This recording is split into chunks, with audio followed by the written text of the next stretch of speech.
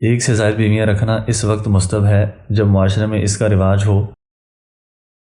مگر یاد رکھیے کہ یہ کام مستحب اس وقت ہوگا جب نکاح کی طرف مردوں کی ایک فطرتی رغبت کو کسی مصنوعی طریقے سے اور غلط پروپوگنڈوں سے نہ ختم کیا گیا ہو، یا اس کی طرف فطری رغبت کے ہوتے ہوئے بھی معاشرے کی طرف سے وہ رکاوٹیں نہ کھڑی کی جاتی ہوں کہ فطری رغبت کے باوجود لوگ اس سے اجتناب میں ہی زیادہ عافیت محسوس کرنے لگیں۔ چنانچہ جب اس طرح سے نکاح کی طرف فطری رغبت کو ختم کیا گیا ہو تو ان حالات میں متعدد شادیوں والے عقد اور معاملے میں لوگوں کا کفایت شعوری سے کام لینا اور ساری قوم کا ایک ہی بیوی پر اکتفا کرنا ہرگز اس کی علامت نہیں ہوگا کہ خاندانی نظام میں صرف ضروری حد تک توازن برقرار رکھنے کے لیے فطرت مردوں سے نکاح کی طرف جس درجہ طلب اور رغبت کا تقاضا کر رہی ہے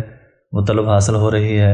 اور یاد رکھیے، جیسے تجارت کی طرف وہ طلب جس کا فطرت کسی بھی قوم کے افراد سے مطالبہ کرتی ہے، اور اس کی وہ مقدار جو معیشت میں صرف ضروری حد تک توازن برقرار رکھنے کے لیے ضروری تھی، اس طلب میں کمی ہو جائے اور بعد میں کسی بھی طرح یہ کمی پوری نہ کی جائے تو لوگوں کو ایک عرصے کے بعد آہستہ آہستہ بچے کھچے تاجروں سے بھی ہاتھ دھونا پڑیں گے۔ بالکل اسی طرح مردوں کی نکاح کی طرف اس خاص درجہ کی طلب کی کمی اور اس معاملے میں پوری قوم کی صرف ایک بیوی پر اکتفا کرنے کے نتیجے میں خاندانی نظام میں جو کچھ تباہی و بربادی ہوتی ہے وہ کسی خاص مقام پر رکتی نہیں ہے، بلکہ یہ تباہی اور اس سے پیدا ہونے والی پیچیدگیاں بھی ایک دوسرے سے ضرب ہوتی چلی جاتی ہیں، اور پھر وہ قوم جو اپنے مختلف کاموں کو ان متعدد شادیوں سے زیادہ ضروری سمجھ کر ان کاموں میں ہمتاً مصروف رہنے کو باعث فخر اور باعث سعادت سمجھی ہوئی تھی، بالآخر اجتماعی سطح پر اس قوم کا ان کاموں کا بھی غیر معمولی نقصان ہوتا ہے، اور جن باتوں کے خوف سے متعدد شادیوں سے اجتناب کیے ہوئے تھے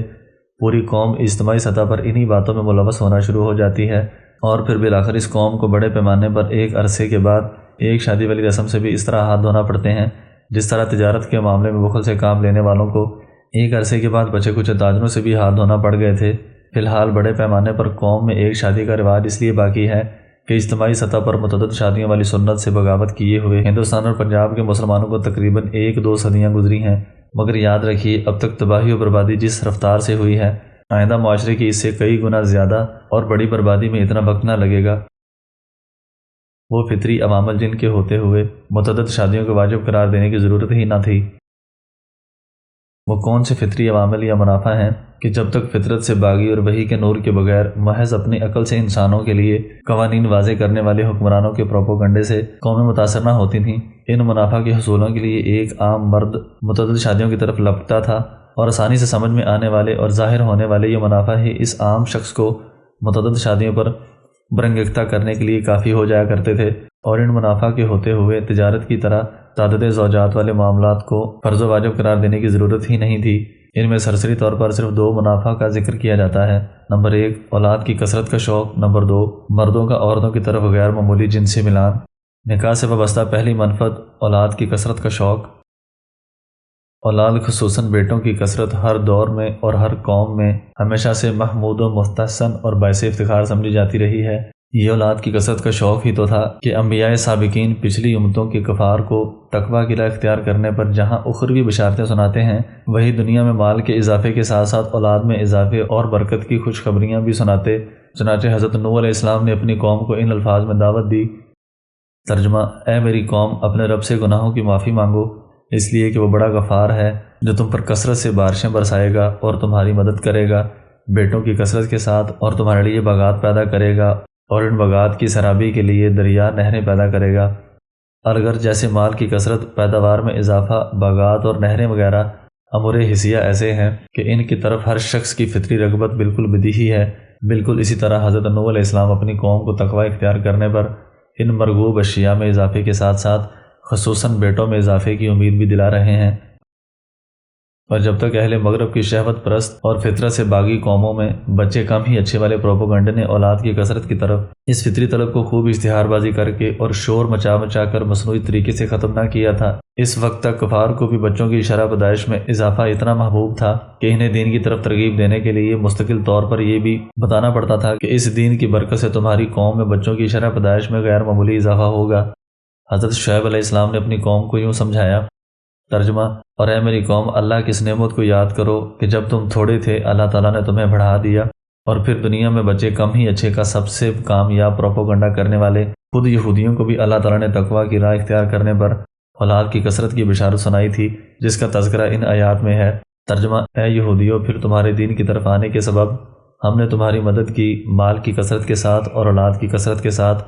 اور بنا دیا تم کو آبادی کے لحاظ سے سب سے زیادہ۔ پھر اللہ تعالیٰ اگلی آیات میں ان انعامات کا ذکر کرتے ہوئے یہودیوں سے یوں خطاب فرماتے ہیں، یعنی اگر اچھے اعمال کرو گے تو تم اپنے ہی فائدے کے لیے کرو گے، یعنی تمہیں مال اور اولاد کی کثرت اور تمہاری آبادی اور تعداد کا دوسری قوموں کی نسبت بہت زیادہ ہونا وغیرہ جیسے دنیوی اور اخروی فوائد دوبارہ حاصل ہوں گے، اور اگر برے اعمال اختیار کرو گے تو اتنا ہی نقصان کرو گے، یعنی اخروی نقصانات کے ساتھ تم سے مال اور اولاد کی کثرت اور اس بنا پر تمہاری آبادی کا بہت زیادہ ہونا وغیرہ جیسی بہت سی دنیوی نعمتیں چھوٹ جائیں گی۔ یہود پر اللہ تعالیٰ کی بغاوت کے یہ آثار ایسے واضح طور پر ظاہر ہوئے کہ ان کے پاس مال کو حصی طور پر بہت ہے، مگر مال کی ہوس اور بخل جس کی طرف قرآن کریم میں ارشاد کیا گیا کہ اس مال سے کئی گنا زیادہ ہے، جس کے باعث اصل مالداری جو دل کے غنا سے حاصل ہوتی ہے، اس سے یہ قوم محروم ہے۔ اور دوسری وعید یعنی اولاد خصوصاً بیٹوں کی کمی اور اس بنا پر آبادی کی کمی والا وبال تو ان پر حصی اور ظاہری طور پر پڑا ہے کہ جس کے باعث وہ قوم عربوں سے 1000 سال پہلے سے بچے جنتی آ رہی ہے۔ بقیہ عرب دنیا کے مقابلے میں ایک چھوٹے سے ملک فلسطین پر تمام تر مالی اور جنگی وسائل کے ہوتے ہوئے بھی پوری طرح قبضہ نہیں کر پا رہی، اور یہ فلسطین کے عربوں کی کثیر تعداد اور یہودیوں کے مقابلے میں ان کی بے تحاشا آبادی ہی کی برکت ہے کہ یہودی پوری دنیا میں بسنے والے یہودیوں کو اکٹھا کر کے بھی اس ملک میں اپنی اتنی تعداد نہ کر سکے جو فلسطینی مسلمانوں کے مقابلے میں برابر نہ صحیح کم از کم نصف یا 1/3 ہی ہوتی۔ یہودی اپنی اولاد خصوصاً مسلمانوں کے مقابلے میں بچوں کی شرح پیدائش اور غیر معمولی کمی کے باعث اس قدر بخلاہٹ اور پریشانی کا شکار ہیں کہ ان کے پاس اولاد کی شرح پیدائش میں اس کمی کے باعث ہونے والے نقصان کو دور کرنے کا اس کے سوا اور کوئی حل نہیں کہ دوسری قوموں کو خصوصاً مسلمانوں کو بھی بچے کم ہی اچھے کا جانسا دے کر اس بارے میں اپنے گھڑے ہوئے فضائل سنائیں۔ مثلاً زیادہ بچے ہوں گے تو اسکول کی فیسیں کیسے ادا کرو گے؟ بچے جاہل کے جاہل رہیں گے۔ ایڈوانس اسکولوں میں پڑھے ہوئے 2-3 بچے ان 8-10 بچوں سے بہتر ہیں جو تعلیم کا خرچہ نہ اٹھانے کے باعث جاہل کے جاہل رہیں۔ چنانچہ اس قسم کے فضائل سنا کر پہلے دوسری اقوام اور پھر مسلمانوں کو بچوں کی شرح پیدائش میں کمی پر آبادہ کر رہے ہیں۔ اہل مغرب اور یہودیوں کے اس پروپیگنڈے کا جواب کیا ہے، یہ تو انشاءاللہ تفصیلاً آگے آ رہا ہے۔ ابھی صرف یہ بتانا مقصود ہے کہ اولاد کی وہی کثرت جو ہر قوم میں ہمیشہ پسندیدہ سمجھی جاتی تھی اور جسے اصابات پٹھے صرف اس لیے کہا جاتا تھا کہ جیسے پٹھے انسانی جسم کی انتہائی اہم جز ہونے کے باوجود کسی بھی شخص کے لیے دینی، دنوی اور معاشی سطح پر اس کی مضبوطی اور اسے توانا کرنے کا سبب بنتے ہیں، اسی طرح اولاد بھی ان تمام سطح پر ایک دوسرے کو اور خصوصاً والدین کو مضبوط کرنے کا سبب بنتی ہیں۔